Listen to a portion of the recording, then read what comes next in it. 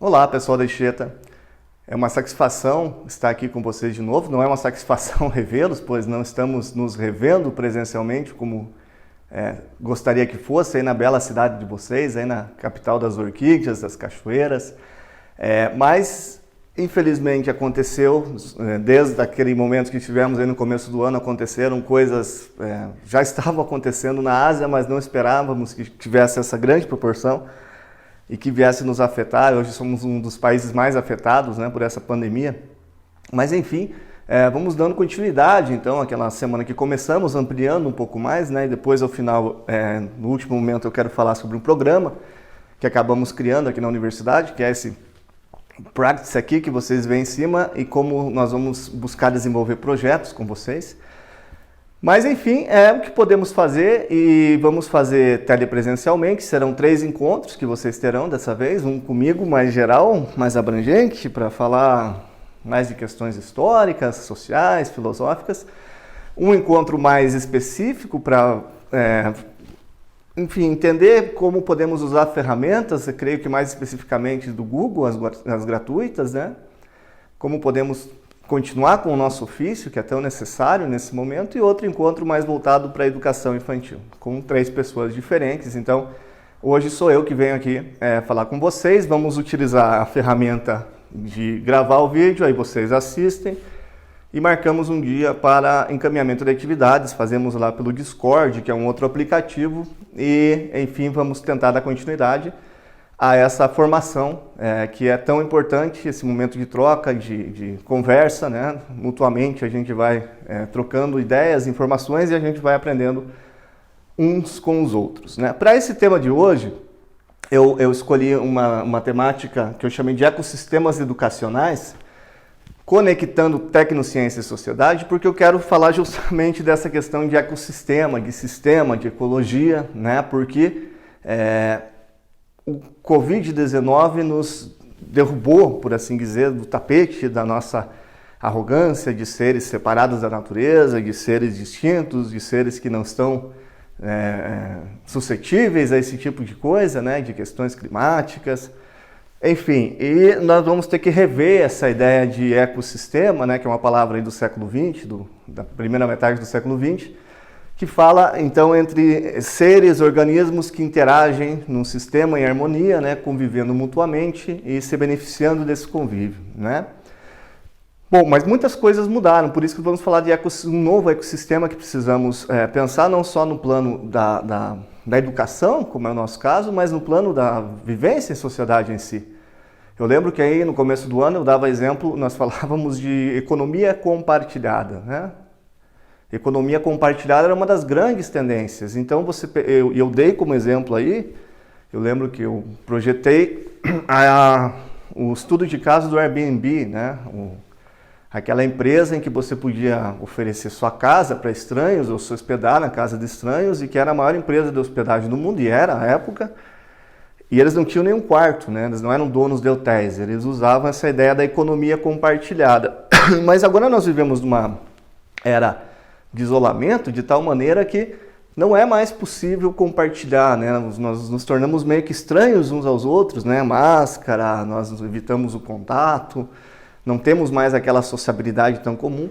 Então, veja só, o próprio Airbnb é uma das empresas que foi uma das primeiras vítimas, já admitiu bastante gente, está com problemas de solvência, e perdão, eles receiam que todo o trabalho que foi criado aí em 10, 12 anos pode ser destruído em 2 meses. Então, essas são as idiosincrasias da vida, né? A existência tem isso, você opera por ciclos, né? Mas nós não acreditávamos que estávamos próximos de uma pandemia dessa forma, a não ser estudiosos que fazem análise de dados de longo prazo. Essas pessoas já falavam há alguns anos, né? 5, 10 anos, que o grande risco da humanidade seria uma pandemia de vírus, e não uma guerra nuclear ou coisa parecida, porque nós estamos pressionando, mas nós vamos falar mais sobre isso adiante. Então hoje nós vamos fazer uma perspectiva mais histórica, mais holística, né? Não vamos ficar centrado como foi aí no primeiro momento em tecnologias específicas e tudo mais, mas vamos falar também da condição humana. Então nesse primeiro momento eu gostaria de falar um pouco dessa relação entre nós, os humanos, e a natureza. A nossa relação com a natureza, ela sempre foi uma relação de desatachamento, ou seja, os humanos nunca se achavam seres tão naturais assim, né? Nós temos isso calcado grandemente na tradição greco-romana e judaico-cristã, né? Isso foi uma espécie de formação do Ocidente, né? Pega aqui, por exemplo, eu trouxe a ideia do mito grego que vocês devem conhecer, mas só para lembrar a questão de Prometeu e Epimeteu, né? O que é essa história, essa fábula que tem no fundo a ideia de ensinar uma moral ou algo sobre um fenômeno na natureza. O que acontece é que Zeus, então, ele cria todos os animais e aí ele percebe que era preciso criar pequenas diferenças entre esses animais para que a natureza entrasse em movimento e também em harmonia, né? Criasse um ecossistema. Zeus buscava criar, então, um ecossistema. E o que ele faz? Ele pega todas as habilidades, bota lá numa caixa e dá para os irmãos Prometeu e Epimeteu entregarem aos animais. Mas Zeus aconselha que isso seja feito de forma equilibrada. Por exemplo, se o rato é pequeno, ele vai se reproduzir mais rápido, ele vai ser rápido e ele vai ser mais numeroso. Se o elefante é maior, ele vai ter um organismo mais lento, né? Alguns animais terão veneno, outros animais terão asas, outros animais nadarão, outros animais voarão, outros animais terão garra. E esse ofício, então, Prometeu e Epimeteu foram distribuindo essas habilidades aos animais, mas enfim, o labor levou um grande tempo, ao final sobrou lá um animal na fila, e na caixa não sobrou mais nenhuma habilidade, não sobrou asas, não sobrou veneno, não sobrou garra, não sobrou presa, não sobrou, enfim, a capacidade de viver na água. E aí eles falaram, pô, o que vamos fazer, né? Prometeu pensou consigo, olha, se eu deixar esse animal assim, no meio dessas feras que a gente criou, ele vai ser eliminado já de cara. Então ele tem uma ideia, né? Que é o que está representado nessa imagem aqui. Ele sobe um Monte Olimpo e vai lá e rouba o fogo. Veja que nós falávamos aí da importância do fogo na constituição humana, na nossa história evolutiva. E o mito grego tem essa sabedoria, né? Então ele vai lá e rouba o fogo dos deuses de Zeus e entrega aos humanos, nós, esse animal que tinha ficado lá absolutamente nu perante a natureza. E é justamente com esse fogo que nós vamos superar todos os outros animais e nos tornar um maior predador, o animal mais presente no planeta, em todos os ambientes e o maior transformador de realidade. Tanto que se fala hoje que vivemos no antropoceno, né? A era dos humanos. Se vier daqui, se a humanidade se extinguir daqui 1.000, 1.500 anos, 2.000 anos ou 10.000 anos, quando vierem aqui outros seres com inteligência e fizerem escavações, vão achar aí nossos iPhones, vão achar nossos fones de ouvido, tudo jogado fora, ficou para trás, e plástico, né? A era do plástico e a era dos humanos modernos, né? Então Zeus, enfim, não quer acabar com a criação de Prometeu, que no fundo era sua, mas castiga Prometeu, castiga os humanos ao labor lá de Sísifo, de carregar a pedra todo dia morro acima, que vai rolar a noite morro abaixo. Isso continua internamente, né, que são as necessidades físicas que temos. E Prometeu é acorrentado lá nos Cárpatos, e um urubu vem e come seu fígado durante o dia, que se regenera à noite, né? Então os gregos também já sabiam que o fígado se regenerava e sabiam metaforicamente, de alguma forma, né? E então esse foi o castigo do Prometeu acorrentado. Vocês vão ter peças sobre isso. Mas a ideia então desse mito é que os humanos são sim superiores aos outros animais, eles têm a razão, a técnica e podem expandir o seu domínio para todos os lugares, até mesmo para o alto das montanhas, né? Que era o lugar onde era exclusiva a morada dos deuses, porque eram inacessíveis. Do outro lado, nós temos a narrativa hebraica da criação do mundo, né? Que aqui eu sintetizei na figura de Adão e Eva, onde você tem lá, essa é bem mais conhecida, onde Deus cria o mundo, vai criando o mundo, vai organizando a luz, o firmamento, a água, as estrelas, e por fim cria os animais lá e cria o ser humano, né? Primeiro o Adão, depois a Eva, aí tem a questão do pecado e tudo mais, Mas o que é importante nisso é que Deus fala para Adão que ele teria poder sobre todos os animais da terra, inclusive poderia nomeá-los, porque nomear é ter poder. Quando você compra lá um animal de estimação, ou quando você vai ter um filho, a primeira coisa que você pensa é no nome, porque aquilo te pertence no primeiro momento, né? Dar nome é possuir.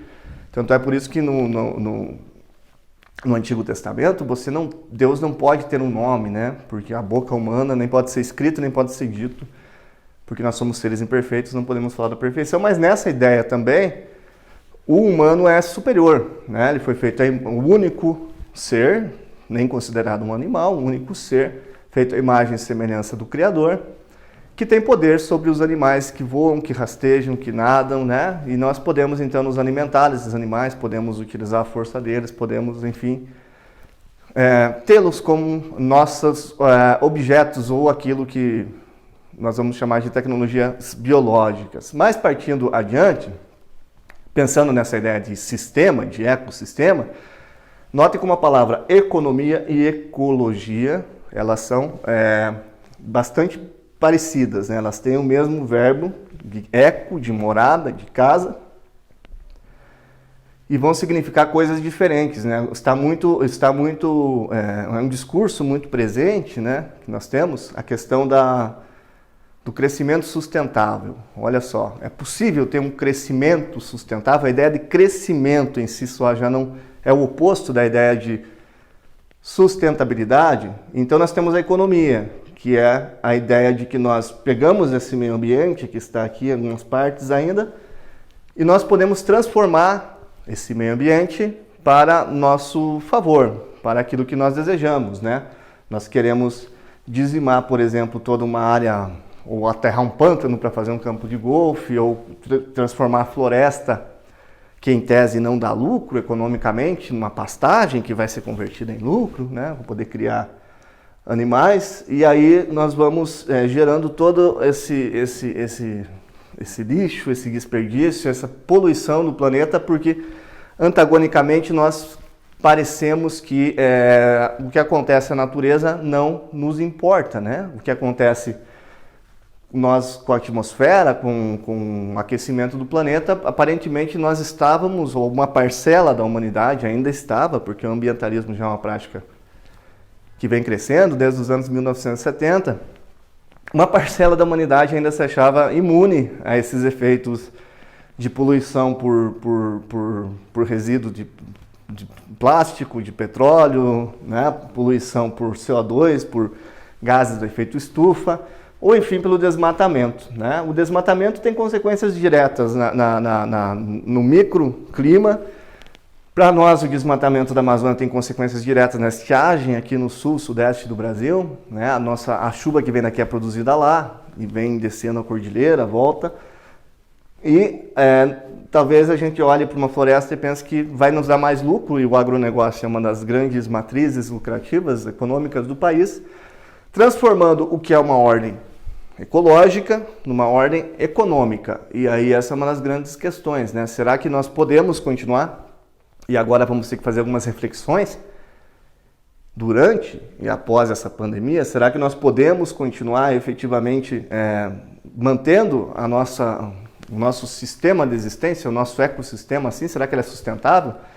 Será que não está voltando para nós? Essa é uma das grandes questões. E às vezes isso se dá por causa daquelas narrativas, como eu mostrei, a qual nós crescemos ouvindo e crescemos pensando que é assim. Essas narrativas que dizem que nós somos superiores, diferentes, animais, que não somos, nem nos consideramos animais, né, pela nossa racionalidade.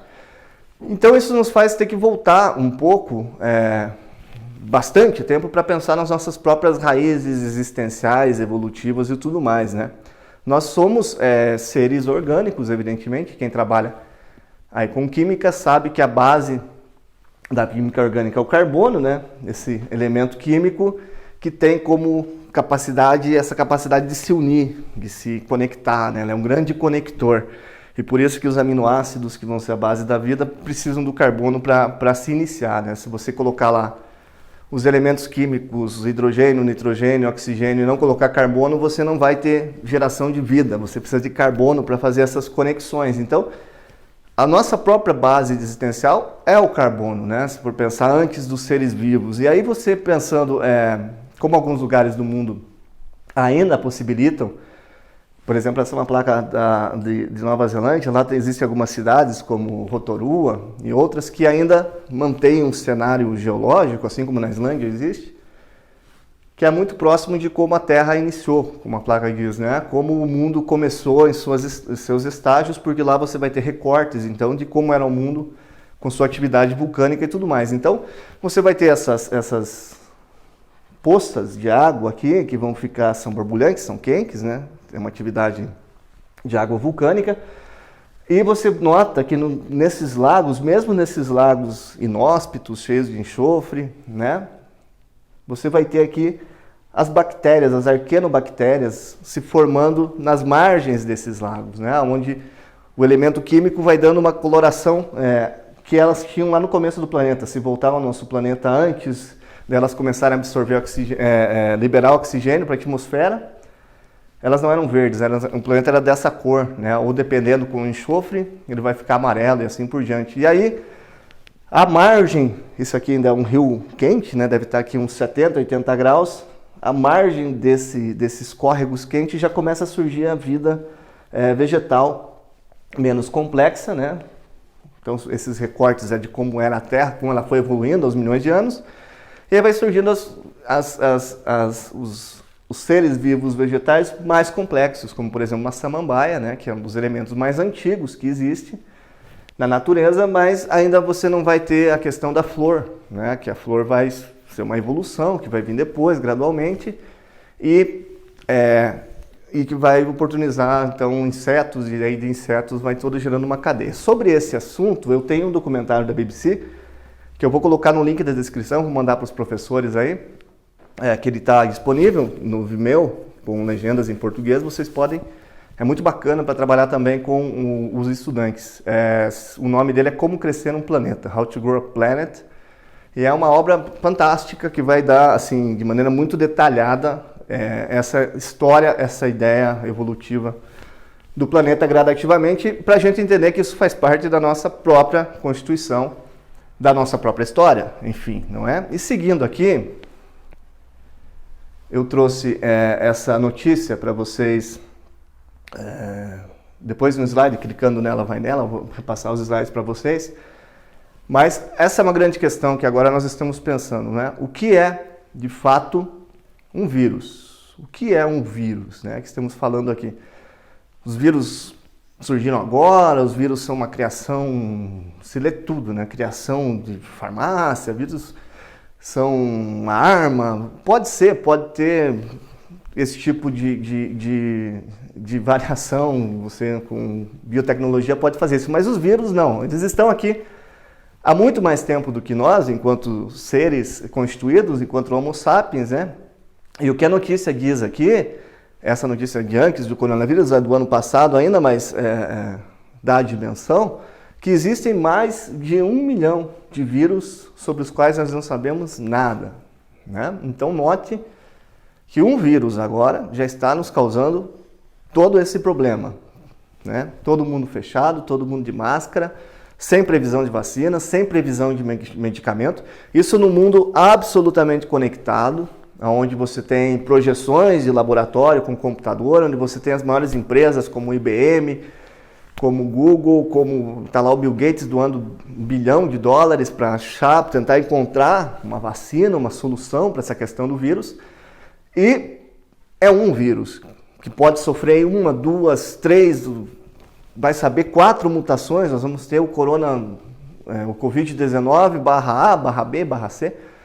Ou seja, isso pode acontecer. E a nossa resposta é lenta, porque esse é o passo do desenvolvimento de vacina. Nós vamos conhecendo o vírus, né? Ele vai nos conhecendo, nós vamos descobrindo suas variações, se ele afeta o sistema nervoso, se ele afeta, enfim, só o sistema respiratório, o que pode acontecer conosco de sequela.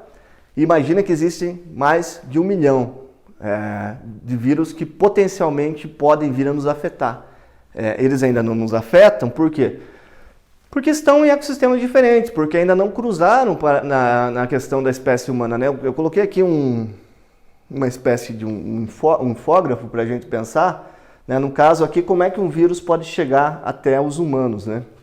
Ele vai usar uma ave, então, ele vai ser um vírus que vai estar lá numa ave, pense num ganso canadense, um ganso selvagem, que para esse ganso não há nenhum problema esse vírus. Ele convive com esse vírus de uma maneira que esse vírus não causa nenhum mal, né? Mas aí esse ganso vai entrar em contato com gansos domésticos e esse vírus vai passar para os gansos domésticos e não vai causar nenhum mal também, né?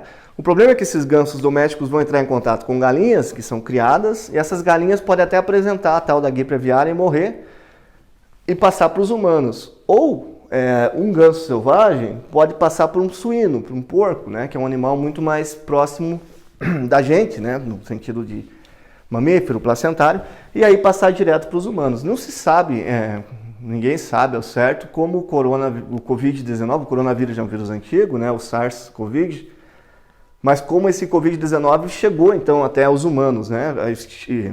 Há várias hipóteses, uma delas é que se sabe com certeza que a origem está no morcego, ele não causa mal a um morcego, mas esse morcego entrou em contato lá com um pangolim ou com um porco, e aí nós entramos em contato e adquirimos. Por que isso acontece? Vejam bem. Pega a nossa região aqui, isso é uma imagem de uma granja aqui da nossa região, vocês podem ver até pela vegetação atrás ali. Nós hoje criamos aqui na nossa região, do oeste de Santa Catarina, uma grande quantidade de suínos e de aves que ficam lá concentradas, exatamente como aqui, tem seu ciclo, desde pequeno até a fase de ser levado para ser abatido. E esses animais vivem concentrados em pequenos espaços em granjas. Notem que esse é um lugar onde podem vir morcegos dormir à noite, né? Pode vir, dormir durante o dia. Pode vir morcegos que vão, de repente, morcegos comem frutas, né?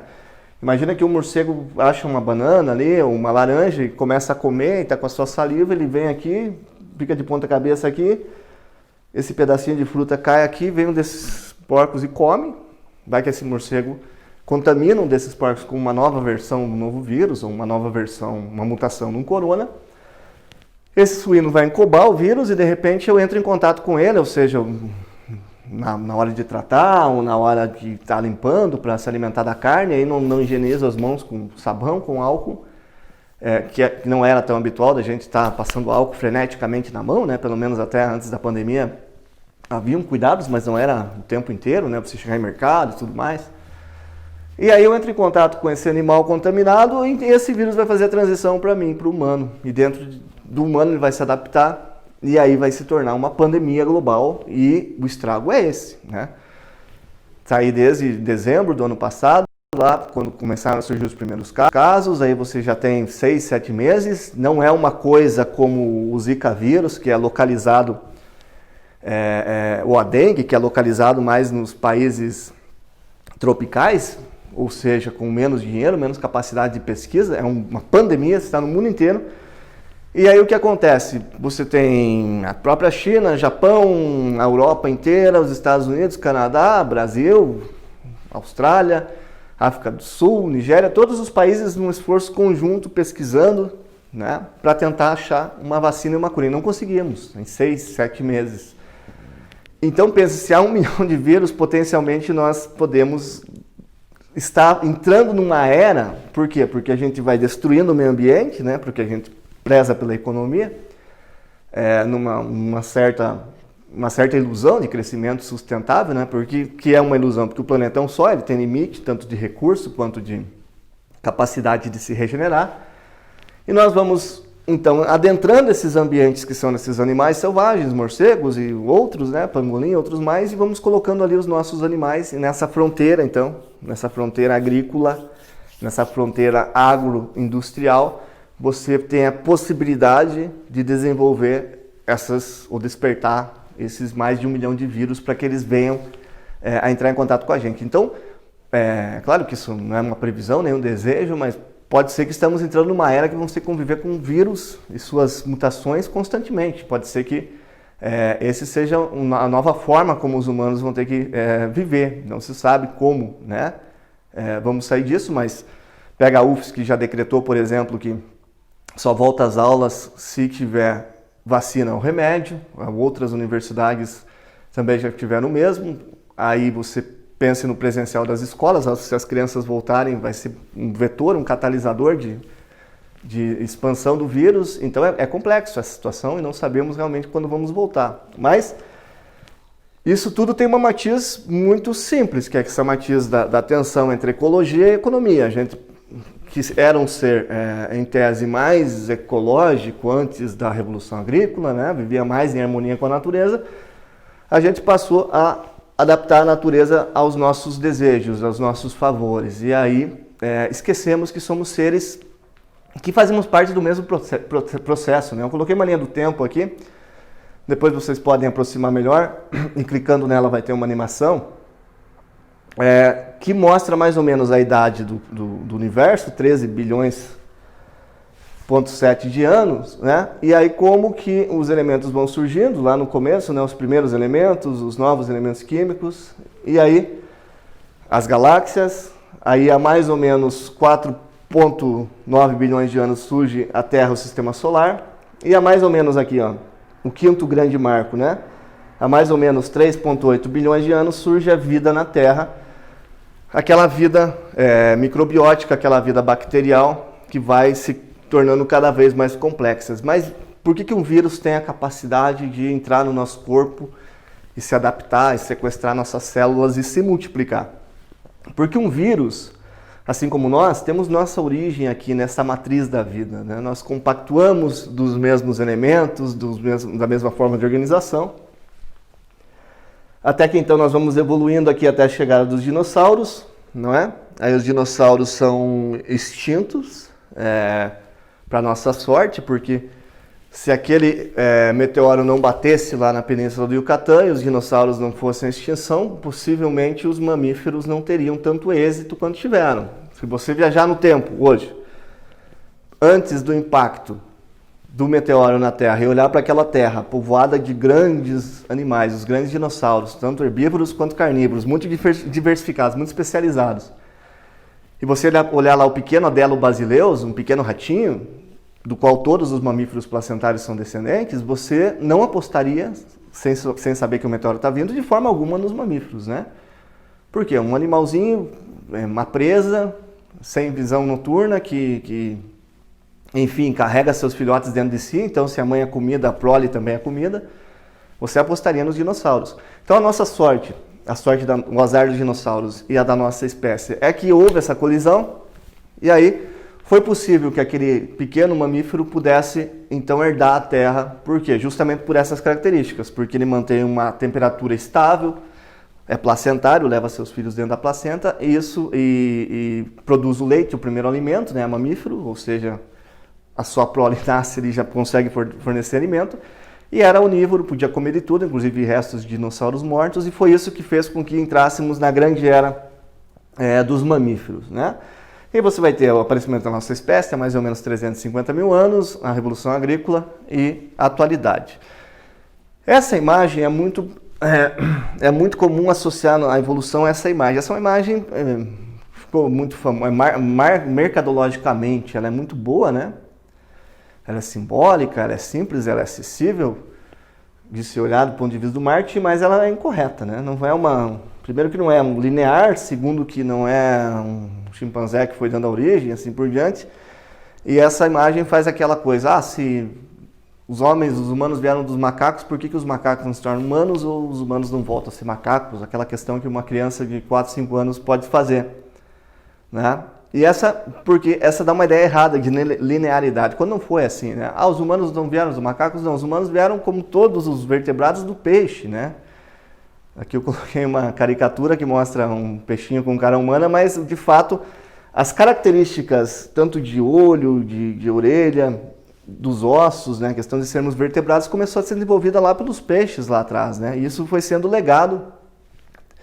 Então que se você olha para nós, humanos, nós seguimos um padrão basicamente que é o mesmo dos cavalos, dos cachorros, ou seja, nós temos um osso, outro osso, né, junção, aqui você vai ter junção, dígitos, né?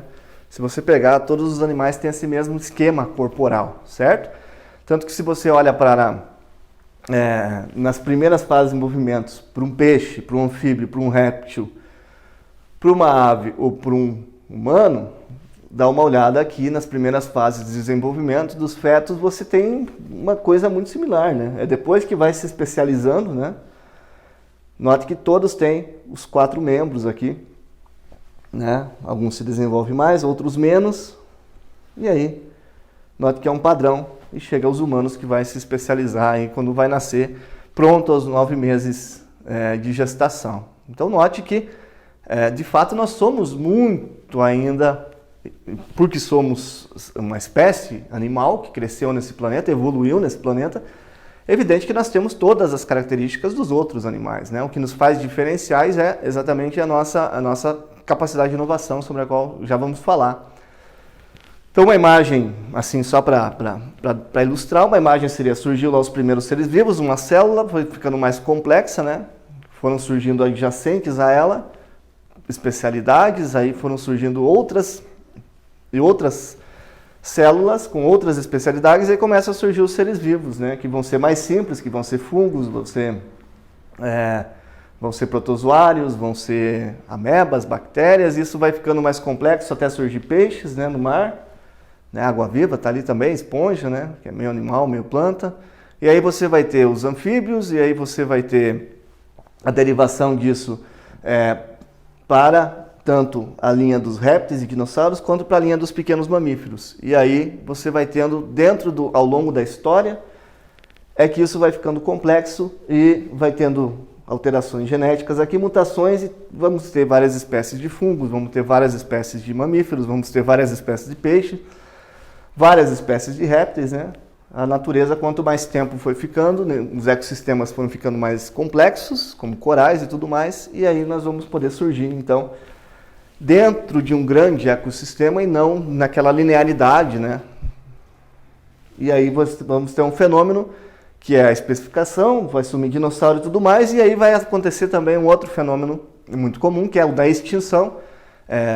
Alguns animais foram ficando extintos ao longo do tempo, né? Se você voltar aqui as 2 imagens, você vai ter uma ideia, e várias espécies são extintas mesmo antes da gente conhecê-las, muitas são extintas devido ao nosso contato com elas, mas essa é uma imagem, então, linear, né? Um círculo da vida, como diz lá no Rei Leão, não a ideia do Timão e do Pumba, da linha inconstante, infinita, que nunca retorna, né? Há um retorno, a vida tem essa linearidade, é um sistema onde uma espécie se apoia na outra, e o que pode acontecer se nós desequilibrarmos esse sistema é o que acontece agora, por exemplo, uma nova tipagem de vírus, uma mutação viral nos acometendo aqui e fazendo todo esse estrago que está fazendo conosco.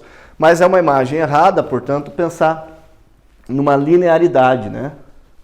De que havia um propósito, que nós fomos feitos à imagem, semelhança de Criador ou coisa parecida. Não é assim, né? Não surgiram, nós não somos o fim último da evolução como gostamos de pensar.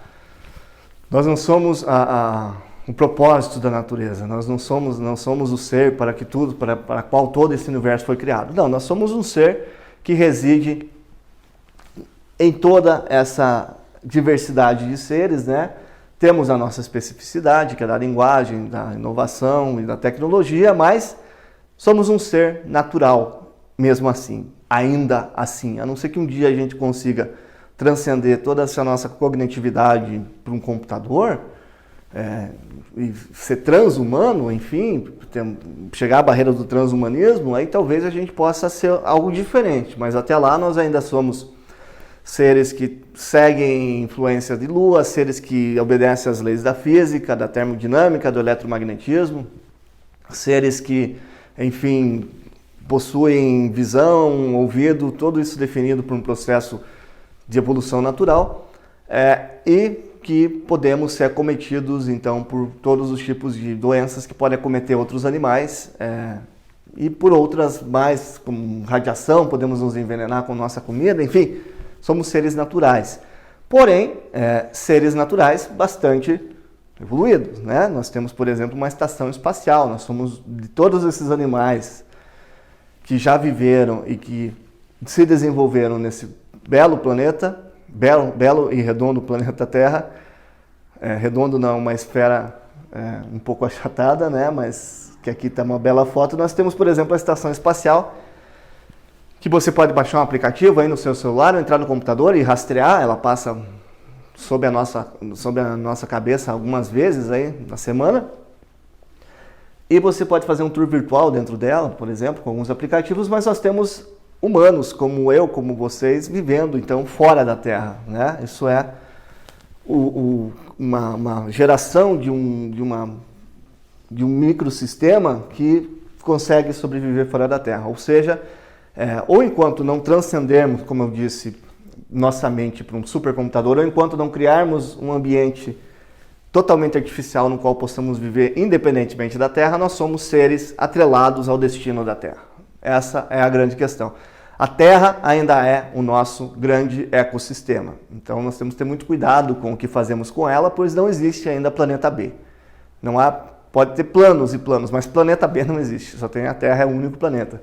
E é tão difícil gerar vida aqui dentro, é tão difícil fazer fotossíntese, é tão difícil fazer coisas que na Terra acontecem tão simplesmente, né? Que acho que o melhor plano é conservar a Terra do que tentar levar toda essa galera para viver fora dela, né? Mas enfim, como é que conseguimos chegar até um desenvolvimento tal em que podemos ter uma estação espacial, né? Eu vou passar um texto para vocês, muito interessante, que vai falar sobre linguagem, que vai falar do Daniel Dorn, um linguista e tudo mais, onde vai estar escrito que a nossa maior invenção foi a invenção em si. O que isso quer dizer? Quer dizer que nós somos seres especializados de maneira tal que nós podemos, enfim, transcender o aqui, o agora, o presente e encontrar soluções fazendo hipóteses, né? Sem necessariamente chegar até o futuro. Nós podemos nos preparar para o que está por vir fazendo simulações, né? Nós nos dependemos do aqui e do agora e nós podemos viver no futuro, uma dimensão que outros animais não conseguem, né? Eles vivem lá com causalidade, de causa e efeito, eles podem esperar coisas que já aconteceram, que se repitam, mas nós podemos nos prepararmos para o inesperado, ou podemos produzir o inesperado, né? Isso é a questão da inventividade. Eu coloquei aqui 3 animais, você tem ali um auroque, um cachorro da Geórgia e tem cavalos selvagens ali do Colorado. O auroque é o animal que hoje está extinto, mas que deu origem às nossas vacas modernas.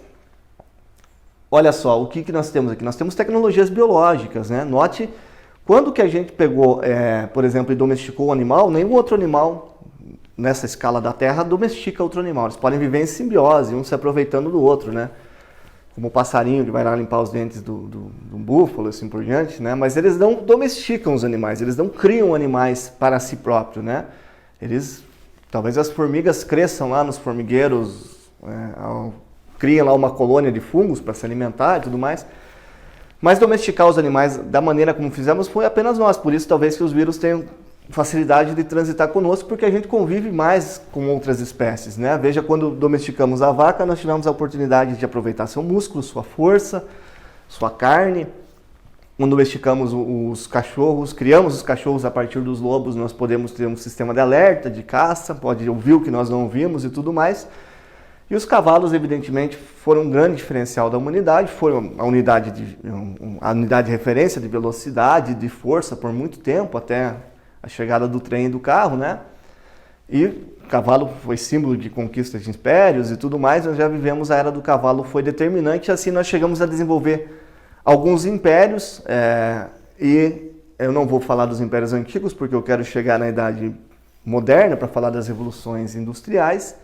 E então, vamos fazer um segundo momento em que vamos falar desses impérios, das revoluções e suas consequências, para poder, enfim, chegar ao último momento, que é o momento para falar da educação. Então, vamos agora partir para a noção dos estados modernos e como eles foram constituídos.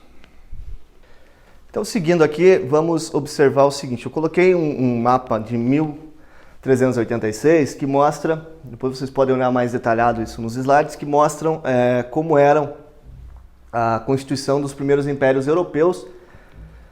Você já tinha Portugal lá, que é um império desde o século XII, mas os outros ainda estavam em formação. Isso vai acontecer só por volta até a chegada do século XX, onde vamos ter os impérios, os grandes estados modernos europeus, tal como conhecemos hoje, e isso basta lembrar da história recente de Kosovo, da Sérvia, dos Balcãs, agora a Ucrânia com a Crimeia, né? Isso está sempre essas fronteiras estão sempre se movimentando, né? Há movimentos separatistas na Espanha, enfim, essa história é bastante complexa, mas interessante, ela que forjou em grande parte o Ocidente. É claro que há uma grande contribuição do Islã para criar uma identidade europeia, há uma grande contribuição da China, mas não vamos entrar nesses aspectos, né?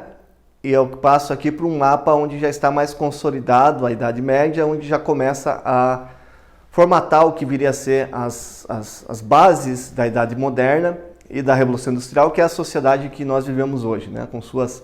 Vivendo as suas possibilidades, vivendo tudo aquilo que foi alcançado, mas também sofrendo as suas consequências.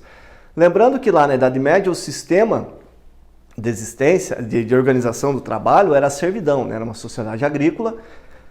A maioria dos trabalhadores não tinham a posse da terra. Naquela época a terra era o que tinha mais valor, né? Isso vai mudar depois da Revolução Industrial e mudou hoje também. A terra era o que tinha mais valor e a terra ficava então para os nobres. Isso é um conhecimento bem comum, né? Mas eu quero focar aqui na questão da Liga Hanseática, que ao norte da Europa, aqui tem as cidades marcadas por estrelas, né? Como Londres, Riga, aqui na Rússia, Novgorod. Você vai ter aqui no norte as cidades holandesas, você vai ter algumas cidades alemãs. E essa Liga Hanseática começou a criar um comércio por si só, começou a criar uma unidade, né? Se organizaram, não era um império, como vimos no mapa ali, mas eles se organizaram em cidades que eram sempre muradas, né? E aí começou a se desenvolver aqui dentro as ligas de ofício, né? Note que a cidade cercada por muro, há vestígios disso até hoje. Isso foi extremamente importante, por quê? Porque isso começou, em certo sentido, a dar um renascimento comercial. Você pega a Itália, a Florença foi muito importante, várias cidades italianas, mas especialmente Florença, os Médici, a criação dos bancos, né, a criação de um comércio mais efetivo, renascimento de artes e tudo mais. E isso vai ser as bases da Idade Moderna. Aqui nessa região também vai acontecer o protestantismo religioso, nesse norte da Europa aqui, você vai ter o calvinismo, o anglicanismo. Na Inglaterra você vai ter o luteranismo. Isso tudo vai ser importante para o quê? Para trazer um novo mundo, que é esse novo mundo do mundo moderno, né? Que vou sintetizar aqui com o frontispício, a capa de um livro, de um grande filósofo e pesquisador, Francis Bacon, né? Que é um dos primeiros cientistas. A palavra cientista não existia nessa época, mas é um pesquisador da natureza, um instrumentador, um experimentador que vai fazer experimentos de variadas amplitudes, com gelo, com calor, com movimento. E esse livro que ele chamou de Novo Órgão, é interessante o desenho dessa capa, porque ele mostra justamente o navio, aqui um galeão espanhol atravessando o Estreito de Gibraltar, né? Esses são os pilares de Hércules. E o que tem aqui? Aqui tem a ideia de que o mundo acabava ali entre a Espanha e o Marrocos, o norte da África ali, Portugal. A saída ali do Mediterrâneo eram os pilares da Terra e não havia nada adiante. Havia um mar de monstros, era impossível vir para cá, onde estamos hoje na América. E é justamente isso que esse livro mostra, né? Atravessa-se, então, as colunas de Hércules e se chega literalmente a um novo mundo, né? Com animais diversificados, peru, por exemplo, outros peixes, outro tipo de pessoa, o que gerou bastante problema, já vou falar disso, outro tipo de cultura, outro tipo de fauna, outro tipo de flora. Isso fez com que os próprios cientistas europeus começassem a repensar o quão velha era a Europa, né? O quanto isso levou a estudos sobre o evolucionismo, sobre o qual falamos há pouco. Mas essas grandes peças de tecnologia que esses navios, né, eu vejo que eram as naves espaciais do tempo. Se hoje nós podemos chegar à estação espacial com uma nave, né, muito sofisticada, esses navios eram o que tinham de mais sofisticados e de fato conseguiram chegar a um novo mundo.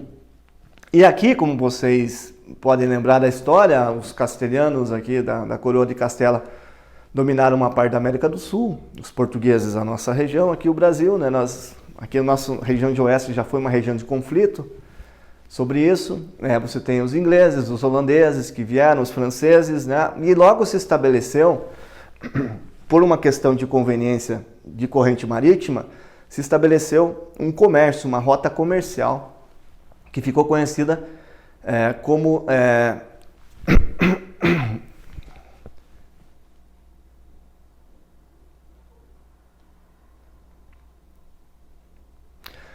um comércio, uma rota comercial, o comércio triangular aqui, que foi um dos momentos que definiu e define a nossa história como países colonizados. Se vocês estão acompanhando o que aconteceu muito recentemente na história dos Estados Unidos, isso acontece no Brasil também, sempre a questão do racismo, né, discriminação racial. Vocês puderam acompanhar lá o assassinato do George Floyd, que aconteceu em Minneapolis, Minnesota, e que desencadeou protestos em todos os Estados Unidos, né? Aqui no Brasil também houve alguns protestos pelo nosso racismo estrutural que ainda existe, mas isso de fato começou aqui, né? Nesse comércio triangular, quando os europeus que colonizaram a América, né? E aí colonizando a América, eles trouxeram consigo germes, varíola e outros germes, e acabaram dizimando a população. Quando os europeus chegaram aqui na América, tinha mais gente morando aqui na América do que aqui na Europa, né, os nativos, que eram os donos da terra. E esses germes, então, trazidos pelos europeus, acabaram dizimando essas pessoas. Eles precisavam colonizar a terra. E onde é que eles foram buscar pessoas? Na África. Eles foram escravizar os seres humanos aqui, né? E sequestravam essas pessoas da África, traziam até as Américas e voltavam até a Europa. O mesmo navio fazia esse comércio aqui, por isso triangular. Saía da Europa levando roupas, né, manufaturadas, armas, rum, bebida. Chegava aqui na África e trocava isso por seres humanos que eram convertidos à escravidão. E é claro que os europeus proporcionavam, né? Tanto é que nesses protestos agora do Black Lives Matter, você vê aqui na Europa e nos Estados Unidos, muita gente quebrando estátuas, quebrando símbolos que é dessa época colonial. Pessoas que, como alguns filósofos, fizeram fortuna. Alguns filósofos iluministas fizeram fortuna com esse comércio aqui, né? E aí essas pessoas eram sequestradas, trazidas para as Américas, Brasil, Estados Unidos, Antilles, né? E eles trabalhavam nessas grandes plantações de açúcar, tabaco e algodão que eram levados para a Europa. E esse foi um ciclo muito trágico da história da humanidade, que durou seus 400 anos. Há muitas marcas disso ainda, como eu falei na questão do racismo estrutural e tudo mais. Mas aqui vocês podem ver em Senegal, né, um ponto onde essa é uma foto moderna, evidentemente, mas é um ponto onde as pessoas eram colocadas para esperar os navios cargueiros que vinham.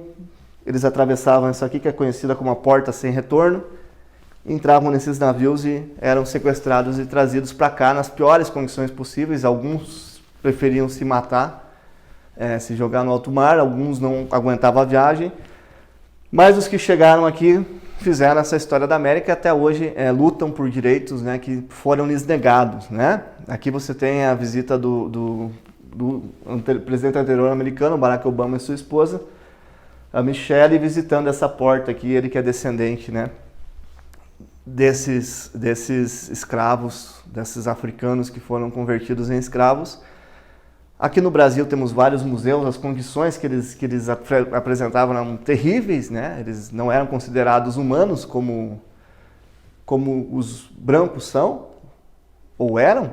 E ainda assim, se você pegar no Brasil, por exemplo, vamos pegar a taxa de mortalidade do coronavírus. Quem é que está morrendo mais, né? São as pessoas de mais baixa renda, que moram nas periferias, né? Que ainda são essas pessoas. E isso é um problema que precisa também ser atacado por todos os agentes educacionais, por nós, por vocês, né? Pegando aqui, essa é uma nota de dólar confederada americana, nota que os escravos não eram apenas considerados força de trabalho, eles eram considerados dinheiro, né? Nota que eles aqui estampam algumas notas de dólares, e eles trabalhando lá nas culturas de algodão. Então, eles eram valiosos não só como mão de obra, mas como um bem em si. Eles eram convertidos em mercadorias, e essa história eu trouxe muito pelo que está acontecendo, mas porque ela não pode ser esquecida, e nós somos os agentes da transformação. Isso tem que ser começado Eu acho interessante que comecemos isso, por mais que não pareça um problema tão próximo, né? Estamos aqui no estado com o maior número de brancos do Brasil, percentualmente, o menor número de pretos. Agora está vindo uma grande onda de imigração haitiana e senegalesa, que vai mudar um pouco isso. Mas é importante que mesmo aqui a gente trate desse assunto e que falemos dele para que isso pare de se repetir, né? Passando disso, nós temos a questão da Revolução Industrial. Eu já vou falar desses trabalhadores. Tem uma imagem aqui de uma mina de carvão inglesa, né? Das crianças e mulheres trabalhando. Já vamos falar dessas condições. Mas o que nós temos, então, basicamente, é que a Revolução Industrial é dividida em 4 momentos. Essa é uma forma de dividir moderna, atual, né? E o que muda? Você vai ter a primeira Revolução Industrial, onde você vai ter basicamente a questão do carvão como força motriz, né? Você vai ter as máquinas a vapor e já algumas tecnologias como o trem e tudo mais. Na segunda Revolução Industrial você tem a linha de montagem, você vai mudar para o petróleo, para o carro. Na terceira Revolução Industrial você tem a automação, a robótica, os transistores.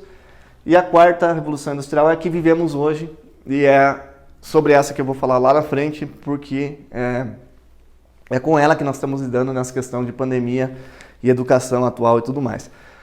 Mas a primeira Revolução Industrial ela vai acabar acontecendo na Inglaterra, né, em 1765.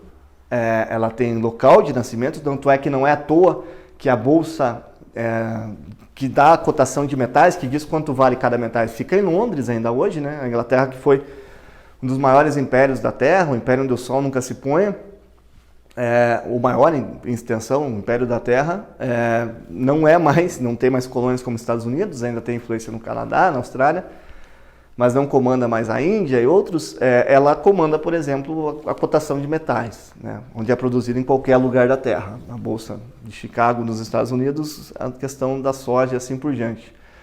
Então nós convertemos do modo agrícola para o modo industrial. Mas a grande pergunta é por que na Inglaterra? Por que a Revolução Industrial aconteceu na Inglaterra e não em outro lugar?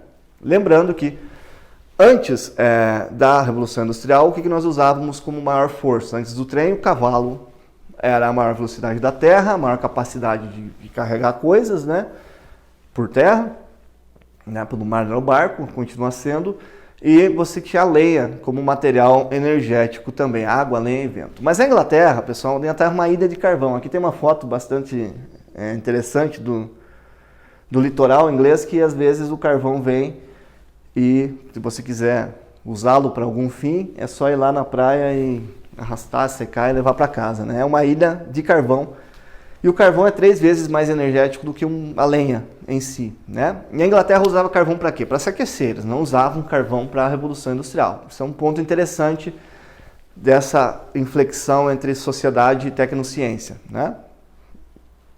E logo nós vamos falar como a educação entra nesse processo. Mas as minas de carvão, elas eram então escavadas e elas iam ficando cada vez mais fundo, e as pessoas usavam esse carvão para se aquecer nos invernos rigorosos que faz lá no hemisfério norte. E o que aconteceu? Começou a alagar essas minas, né? Começou a entrar água, começou a alagar e não tinha mais como aproveitar esse carvão. Então eles tentaram buscar soluções que era para esgotar essas minas de carvão para que elas continuassem sendo úteis e operáveis. E aí é que vai surgir o Thomas Newcomen, que vai inventar um processo que vai utilizar o próprio carvão, né? O que eu tenho? O problema, a parte da solução já está no problema. O problema é a água, o carvão está lá. Então eu aqueço essa água em caldeiras e isso vai bombear a água para fora com um pistão, né? E ela vai evaporar e vai embora. Mas foi só depois o James Watt, que vai em 1765, dentro de uma universidade, ele vai adaptar a máquina do Newcomen para uma máquina que produz movimento, produz trabalho, né? Gera engrenagens e pode ser aplicada à indústria. E logo então, alguns anos depois que o Watt tem essa patente, tem essa máquina, né? Tanto é que até hoje nós falamos, medimos a potência em watts e tudo mais, é que a indústria chamada Sorro, em Birmingham, vai adaptar isso em 1782, na sua indústria de tecelagem, lá para fazer tecido, a partir da lã e do algodão que vinha aqui das Américas, lembrem, né? E aí vai acontecer uma revolução industrial, por quê?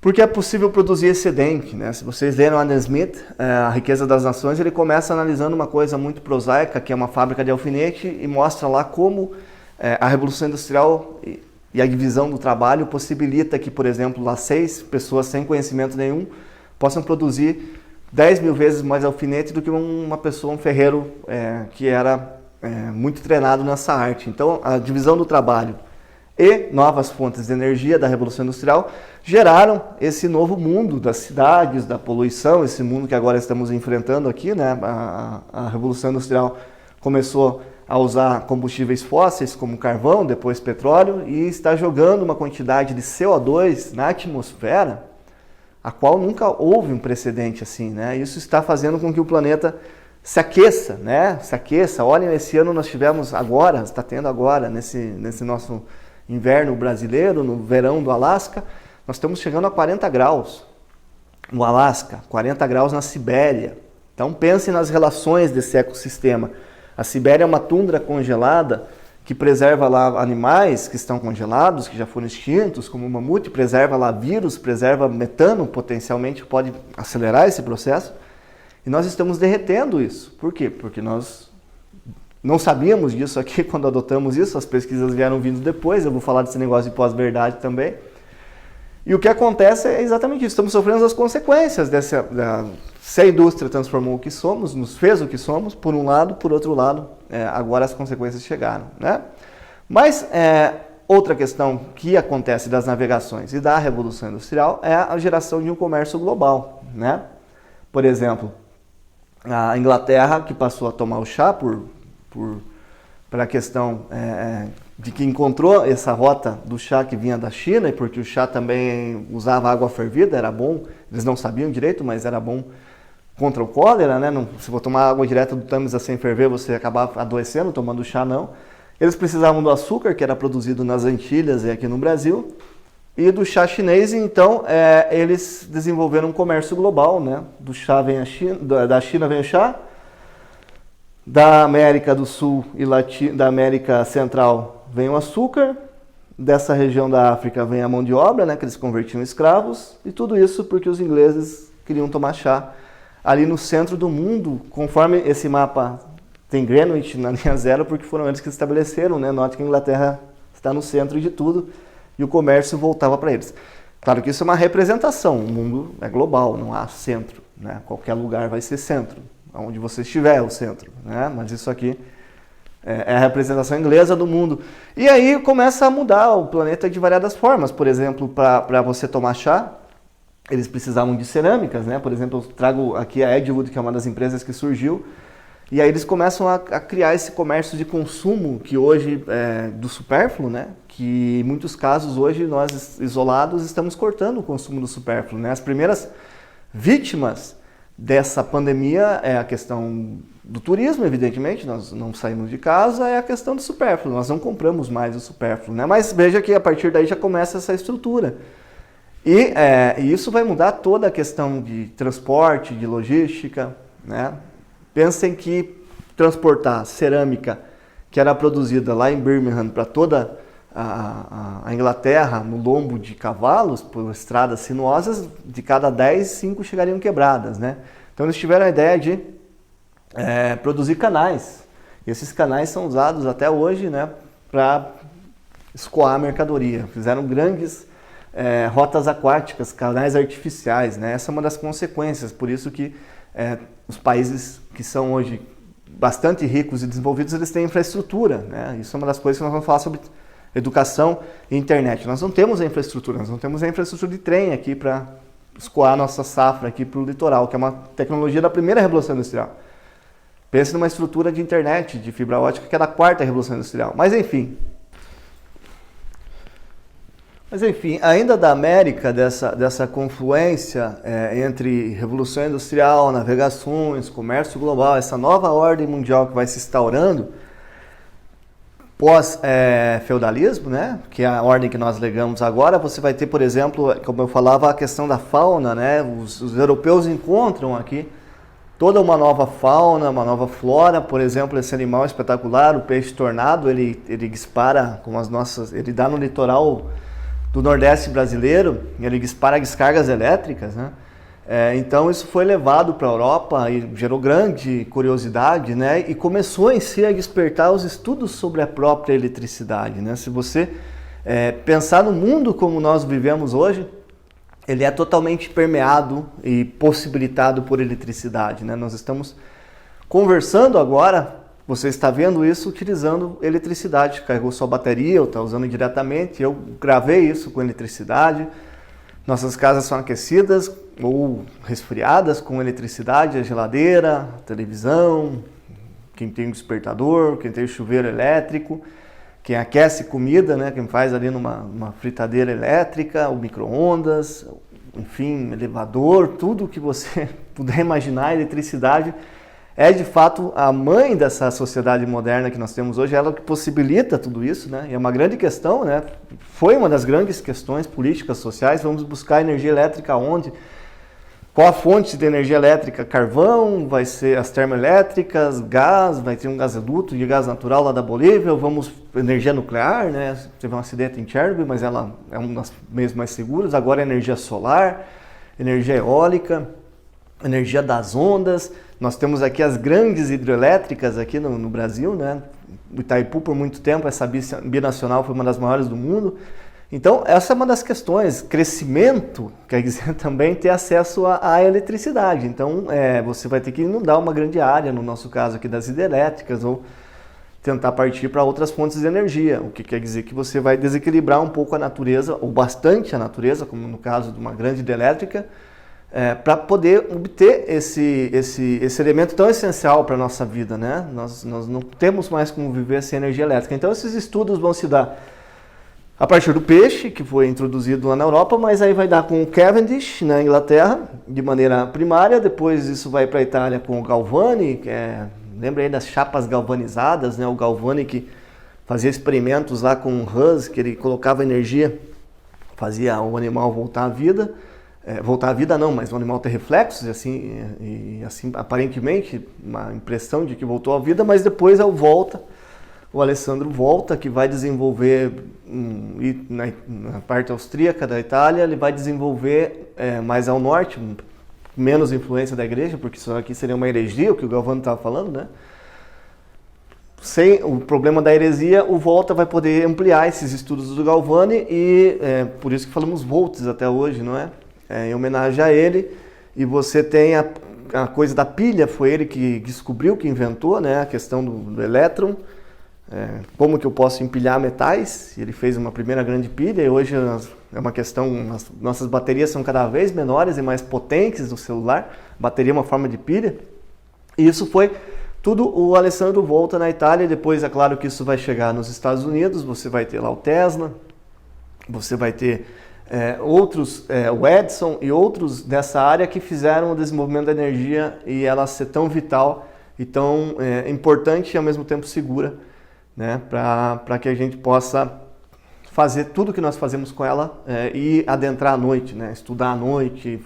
Muitos de nós nos formamos à noite. Nós ganhamos um novo sobretempo de hora produtiva porque nós somos animais que de fato não têm visão noturna. Então, note que as consequências positivas das navegações nesse sentido no desenvolvimento da ciência, né? Depois você vai ter também um grande desenvolvimento da primeira revolução industrial, que é o desenvolvimento de trens, né? Você tem o trem que vem para substituir o cavalo, que era a máquina mais veloz da Terra. Você passa a ter trens que podem fazer grandes cargas e tudo mais. Esse é um Grasshopper, o primeiro modelo, e foi desenvolvido pelo Trevithick em 1802. E ele vem para ser uma adaptação de uma máquina a vapor que vai substituir cavalos, então, naquelas linhas de trilhos das minas, né? Propriamente, para que as minas já tinham trilhos, então foi uma adaptação, e depois isso de cidade a cidade, de país a país. E notem que é uma infraestrutura da primeira Revolução Industrial, a qual nós não temos acesso muito bem aqui ainda, né? Mas agora, então, nós vamos passar para a segunda Revolução Industrial. A segunda Revolução Industrial, ela vai acontecer mais nos Estados Unidos, e ela não é que o carvão vai deixar de ser usado, o trem vai deixar de ser usado. O que vai mudar são as fontes energéticas, o acesso vai ser, além do carvão, gás, petróleo, nota energias que liberam CO2, energias que vão acabar contribuindo para esse efeito estufa, a própria energia elétrica que nós falamos. A química sintética, da qual nós falamos aí no primeiro encontro, a questão da BASF, a questão das fontes Haber-Bosch para produzir fertilizante, né? Não sei se vocês todos vão estar lembrados. O telégrafo foi muito importante. Por quê? Porque o telégrafo possibilitou comunicação, essa tecnologia possibilitou que as pessoas se comunicassem à velocidade da luz, foi preciso só criar um código lá para interpretar os pontos e interrupções. O computador que nós usamos é basicamente um telégrafo aprimorado, porque ele trabalha com a questão do aberto e fechado, 0 e 1, que são os pontos do telégrafo, né? A máquina de escrever, que causou uma revolução e popularização na ciência, e mudou o mundo do trabalho também, com a criação de pessoas, mais cargos, mais empregos, né? Porque tinha que ter uma pessoa digitando enquanto a outra falava, tudo mais nos escritórios, o avião, a organização do trabalho passou a ser com a linha de montagem do Fordismo, o Taylorismo, né? A questão, enfim, de produzir mais barato para que todos tenham acesso, né, a essas mercadorias, o que acaba causando também uma explosão da classe média com esses elementos. E é claro que isso tem consequências sociais, né? Pega o automóvel, logo depois da popularização do automóvel, o Saunders, no Tennessee, em Memphis, ele vai desenvolver o Pig Wiggly, porque antes disso as pessoas que iam comprar, elas compravam apenas o necessário, elas não compravam o supérfluo. Elas chegavam lá numa venda, tinha um sujeito atrás do balcão, toda a mercadoria ficava lá inacessível, a pessoa pedia lá para o balconista e ele buscava lá atrás e entregava só o que era necessário. O Saunders cria o supermercado moderno, que é como é até hoje, onde as pessoas dão uma volta em todo o mercado, né? As pessoas vão lá e olham para todo o mercado, vê tudo que tem, e agora eles têm geladeira para estocar e eles têm o carro para poder levar o que não levaria, né? Aí tem a terceira revolução industrial, que vai passar a usar energia nuclear, que vai passar a desenvolver eletrônicos, transistores, microprocessador, a questão da automação industrial, biotecnologia, note que a tecnologia vai para o nome de biotecnologia, nanotecnologia. Se encontrarmos uma vacina ou um remédio, será com base em biotecnologia, modelo de computador processando os resultados buscados. A própria internet, que é uma inovação de 1960, 70, computadores e os autômatos e os robôs, o que gerou uma mudança na indústria, né? E no emprego. Mas, então, sobre as revoluções industriais, as três primeiras revoluções industriais seriam isso. Notem que elas sempre ampliaram as possibilidades do mercado de trabalho, elas sempre ampliaram a questão da conectividade, né?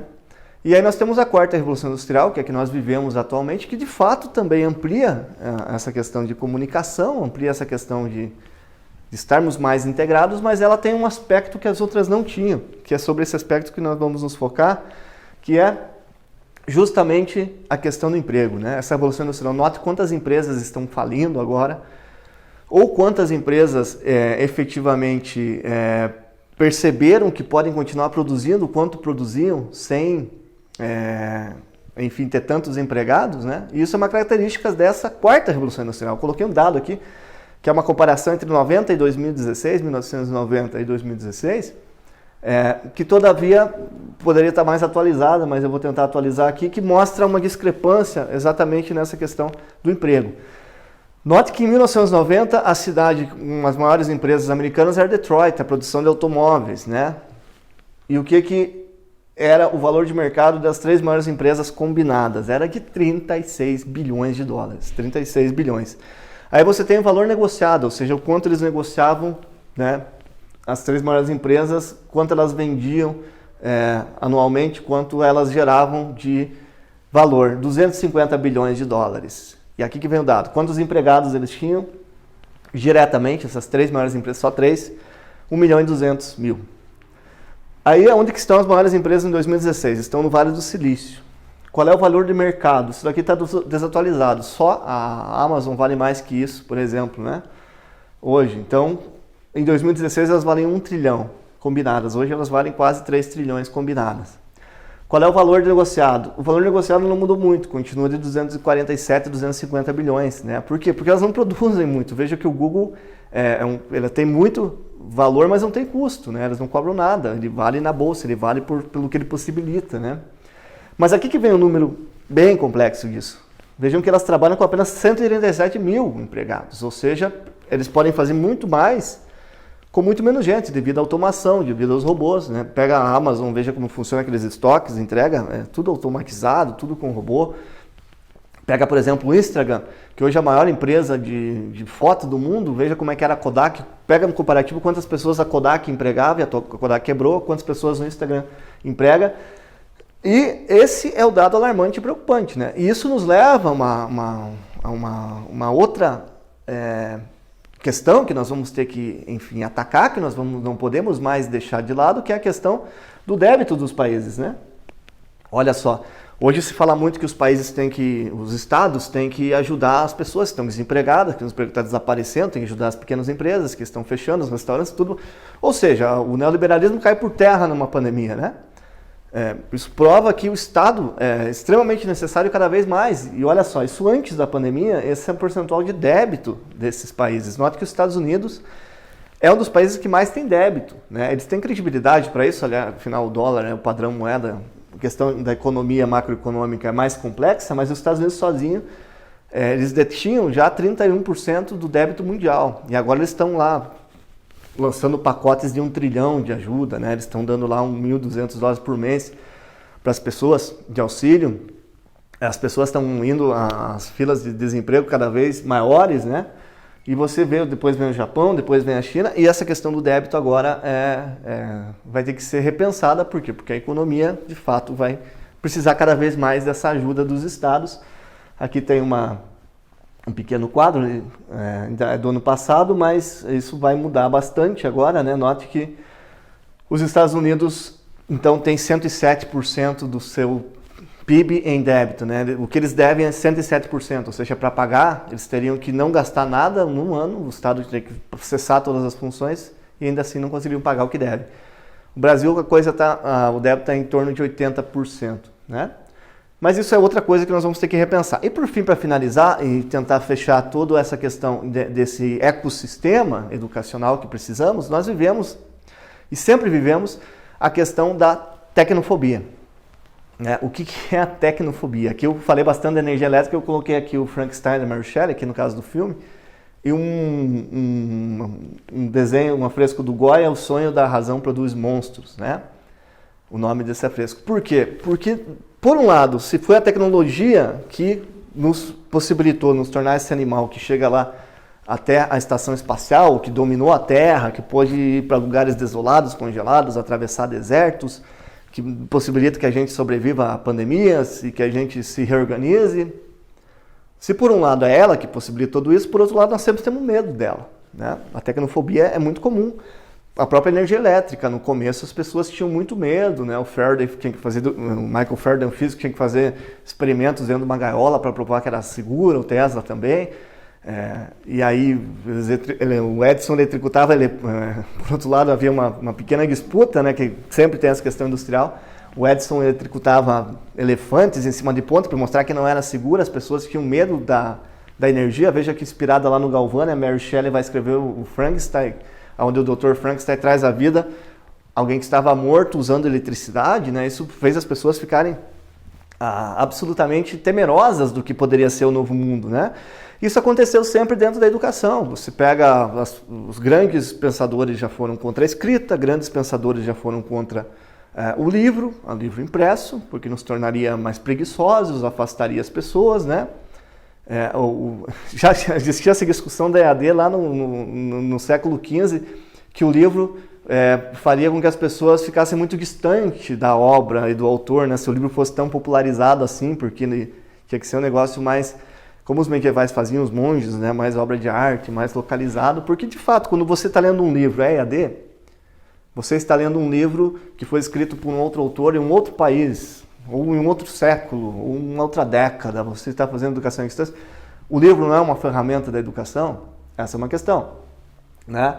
E nós já pensadores que foram contra a máquina de escrever, porque isso popularizaria, né? Isso faria com que qualquer um escrevesse.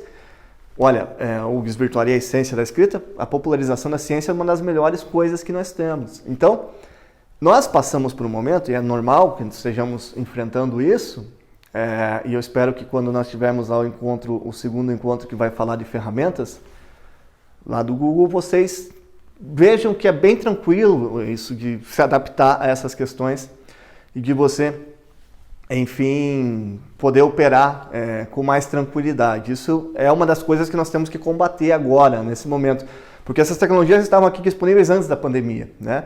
Aquele primeiro encontro lá que nós fizemos antes já podia ter sido dessa forma, não presencial, né? Mas, enfim, claro que é muito mais...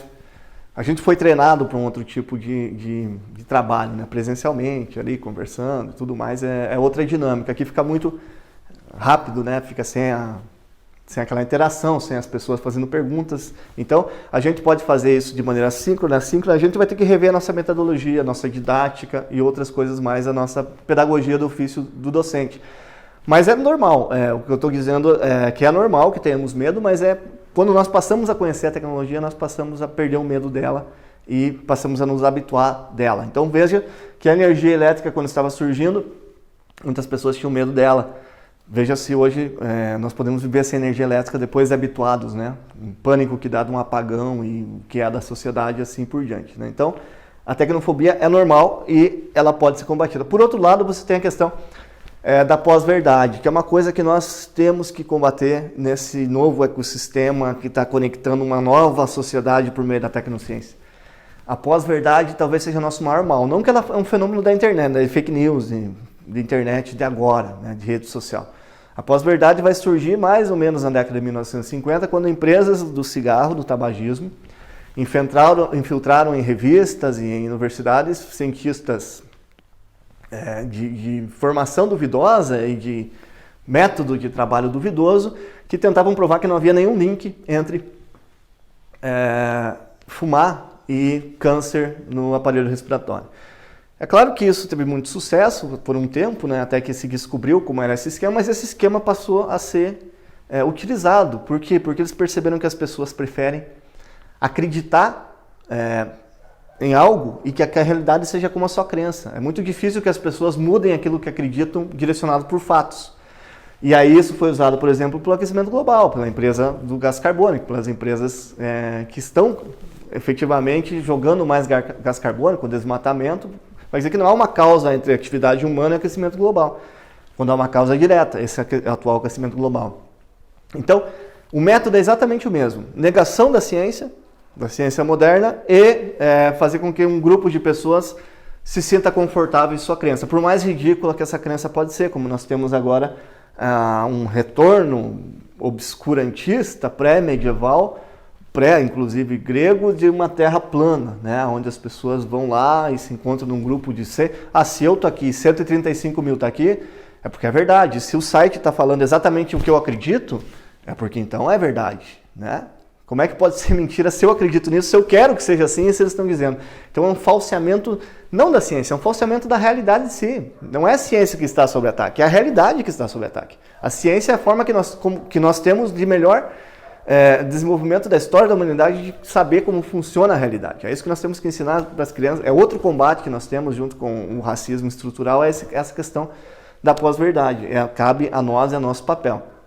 Mas por fim, e aqui são mais questões do que respostas, né, para nós finalizarmos esse encontro, depois vamos continuar com atividades e conversando. Existem muitas possibilidades e desafio para esse novo ecossistema educacional, né?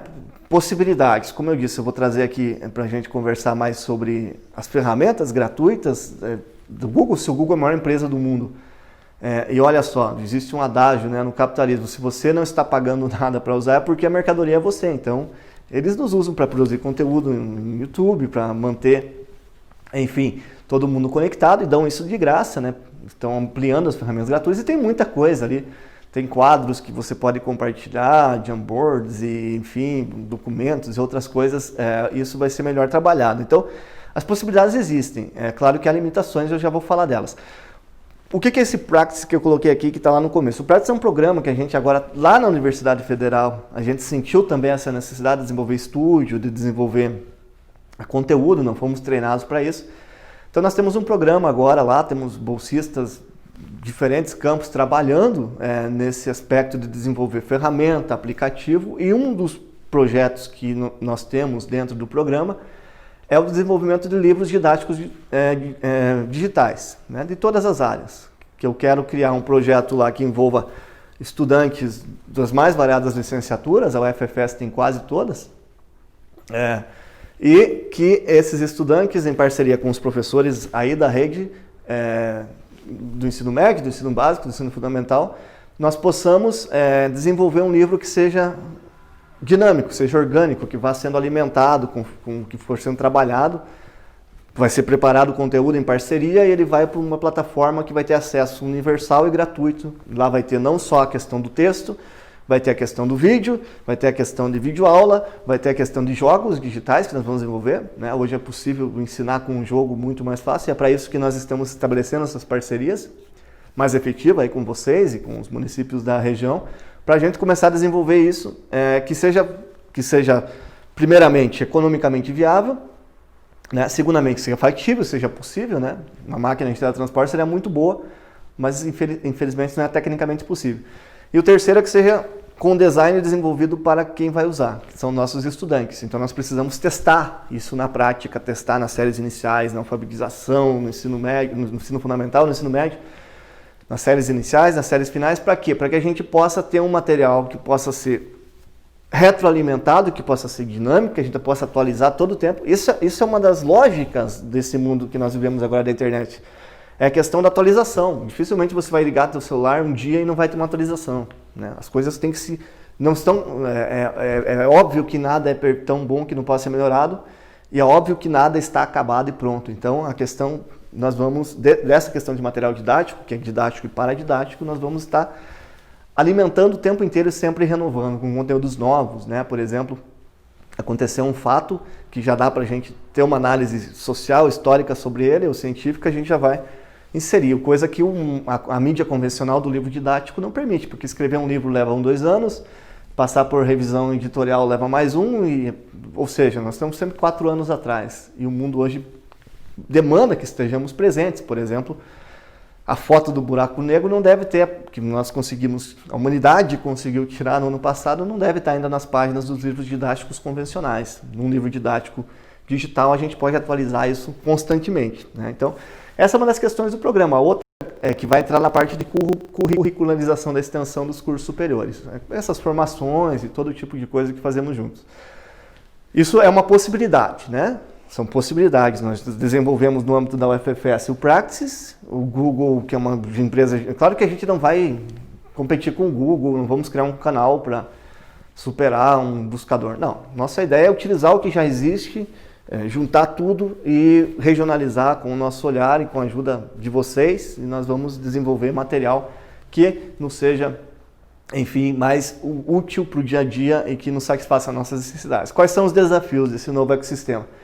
Evidentemente, infraestrutura, né? Nós não temos infraestrutura no Brasil de trem, por exemplo, né? Nós produzimos aqui carne, proteína animal, que os grãos vêm lá do centro-oeste, de caminhão, que nós não produzimos, e nós escoamos isso para o porto sem trem também. Então, claro que precisa de infraestrutura para esse tipo de nova forma de educar. Tanto os professores precisam de treinamento e infraestrutura, quanto os alunos e os pais, né? É preciso que as pessoas tenham acesso lá a um computador, tenham espaço para estudar, tenham tempo, né? E aqui nós estamos falando já das séries de 5º ano, 6º para cima, né? Para baixo, eu coloquei aqui uma imagem, a educação infantil, ela é bem mais complexa, né?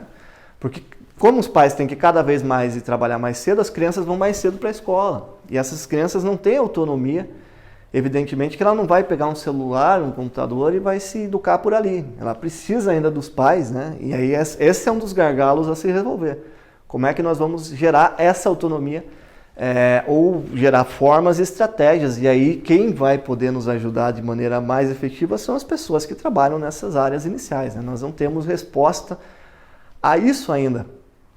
Porque, de fato, você pega a questão da educação especial, também é outro ramo, né? Outro ramo, outra secção, né, da educação que também demanda esse cuidado com você. Não é apenas a questão do conteúdo, tem toda uma questão do cuidado, né? Então, as crianças, nas séries iniciais, as pessoas da educação inclusiva, especial, como é que nós faremos? Essa é a grande questão, que aí envolve um aparato maior do que simplesmente mediação, tecnologias e conteúdos, né? E a grande questão é que os professores, o nosso ofício, ele sempre foi diferenciado. A nós, talvez quem não conheça, olha de fora, pensa que a nossa atividade se encerra ali na hora que entramos na sala de aula, na hora que saímos. Não, começa muito antes, com preparação, formação e depois com análise e avaliação da aprendizagem e também com a questão da transposição didática. A nós não basta saber, tem que saber dizer o que sabemos e ensinar outros. Então, tudo isso são desafios que agora aumentam, né? Para nós, o trabalho aumentou. Né? Os professores estão tranquilos na casa, né? Então, não, para nós o trabalho aumentou, para nós o trabalho ficou mais complexo. Mas, como eu tentei demonstrar, são revoluções, são paradigmas que mudam, é uma nova sociedade, um novo ecossistema, nós vamos ter que conectar sociedade e educação por meio de tecnologia e nós vamos dar um jeito de fazer isso. Nós temos que fazer isso, né? Porque como falamos lá sobre vírus, não sabemos efetivamente quando voltaremos, de que forma voltaremos e por que viés voltaremos. E o desafio está lançado, mas como eu sempre disse, isso é só uma conversa inicial, agora nós temos esse programa e com ele nós vamos fazer muitas coisas, com a ajuda de vocês. E eu espero estar entrando em contato logo para apresentar o projeto do livro didático digital e estabelecer parcerias. Bom, o que eu tinha para falar nesse momento é isso. Nós vamos produzir mais conteúdo dentro desse programa, variados conteúdos com mais pessoas, né? Muito mais pessoas, evidentemente. E eu vou estar sempre disponibilizando para vocês. Esperamos que vocês também nos ajudem com essa produção de conteúdo, com ideias e tudo mais. E nós finalizamos aqui. Eu vou deixar uma atividade para vocês terem as horas completas dessa semana. Depois a gente conversa sobre as atividades. E vamos conversar ao vivo também no dia do encontro. Então eu deixo aqui um grande abraço para vocês. Desejo que estejam todos bem, todos se cuidando. E espero que nos encontremos o mais cedo possível aí, de maneira presencial. Vocês venham até aqui, a gente vai até aí novamente para dar continuidade a essa parceria que estamos estabelecendo entre Universidade Federal da Fronteira Sul e aí o município, os professores aí de Anchieta e também da região aí da MEOSC. Um abraço para vocês e até a próxima.